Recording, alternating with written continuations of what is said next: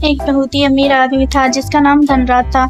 उसकी बड़ी बड़ी फैक्ट्रियां थी जिससे वह अरबों रुपया कमाया करता था। उसके रिश्तेदार उसे बेहद पसंद करते थे और उसके ऑफिस में लोग भी उसका बहुत सम्मान करते थे। एक दिन धर्मराज चश्मा खरीद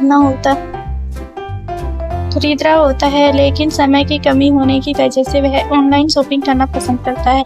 इंटरनेट पर ढूंढते हुए उसे एक रहस्यमयी वेबसाइट मिलती है जिसमें वह कुछ अलग ही तरीके के चश्मे और जूते दिखाई दे रहे थे। धनराज को एक काला चश्मा पसंद आता है। वह उसे ऑनलाइन ऑर्डर कर देता है। ताज्जुब की बात तो यह है कि बिना ऑनलाइन पेमेंट किए पेमेंट कंप्लीट का मैसेज दिखाई देने लगता है।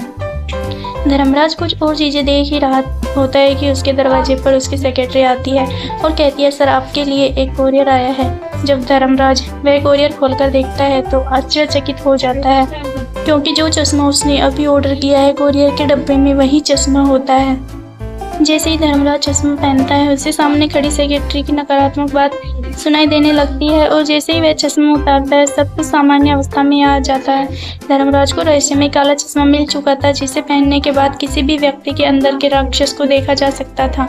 धर्मराज को एक अद्भुत वस्तु मिल चुकी थी, लेकिन इससे उसके जीवन में दुखों के सिवा कुछ हासिल होने वाला नहीं था। जैसे जैसे धर्मराज को लोगों के काले चेहरे साफ दिखाई देने लगे तो उसे आभास हुआ कि जो लोग उसे पसंद करते थे दरअसल वह स्वार्थ के भाव से ही उससे जुड़े थे। अंदरूनी तौर पर बहुत से लोग तो उसे जीते भी नहीं देखना चाहते थे और तो उसे अपने परिवार और रिश्तेदारों में भी बुरा सोचने वाले लोगों की कमी नहीं थी। धर्मराज दुनिया की सच्चाई जानकर दुखी हो जाता है। उसने इतनी दौलत कमाई और इतने लोगों को रोजगार दिया, फिर भी लोग उसके प्रति ऐसे भाव रख रहे हैं। धर्मराज अपने साथ हमेशा रहस्य में काला चश्मा रखता था। वह हर व्यक्ति को चश्मा पहनने के बाद ही मिलता था। एक दिन वह अपने ऑफिस में बैठा कुछ काम कर रहा होता था, तभी ऑफिस का चपरासी काफी लेकर आता है। धर्मराज उसे देखते ही उसके विचार पढ़ लेता है। वह व्यक्ति अंदर से बहुत दुखी था, क्योंकि अपनी छोटी सी तनख्वाह की वजह से वह अपनी पत्नी का इलाज नहीं करवा पा रहा था, इसलिए मन ही मन धर्मराज को कोस रहा होता। उसकी दुख की वजह पता चलते ही धर्मराज उसे बैठने को कहता है और उससे बातों बातों में निकलवा लेता है कि उसे पैसों की जरूरत है। धनराज चपरासी की पत्नी के इलाज के मुताबिक पैसे अपनी अलमारी से निकाल कर दे देता है। पैसे मिलते ही चपरासी के विचार धर्मराज के लिए बदल जाते हैं, जिससे धर्मराज को थोड़ा खुशी मिलती है। लेकिन धर्मराज सभी को पैसे से खुश नहीं कर सकता था। वह दुखी रहने लगा, क्योंकि आज तक उसने जो भी सफलता हासिल की थी उससे वह लोगों का सम्मान प्राप्त कर रहा था, जिसकी वजह से उसे खुशी मिलती थी। लेकिन जब लोगों के दिलों की सच्चाई उसके सामने आई तो वह जीवन का असली रूप से वाकिफ हो गया। एक रात धर्मराज की फैक्ट्री में आग लग जाती है। खबर मिलते ही धर्मराज फैक्ट्री में पहुंच जाता है।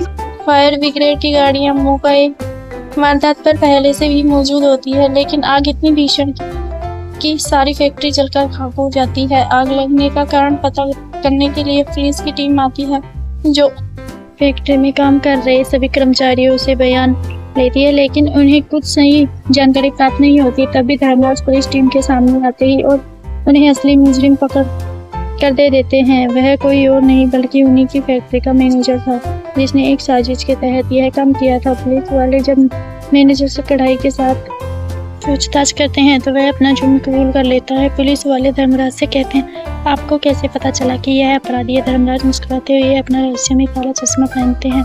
कहानी खत्म हो जाती है।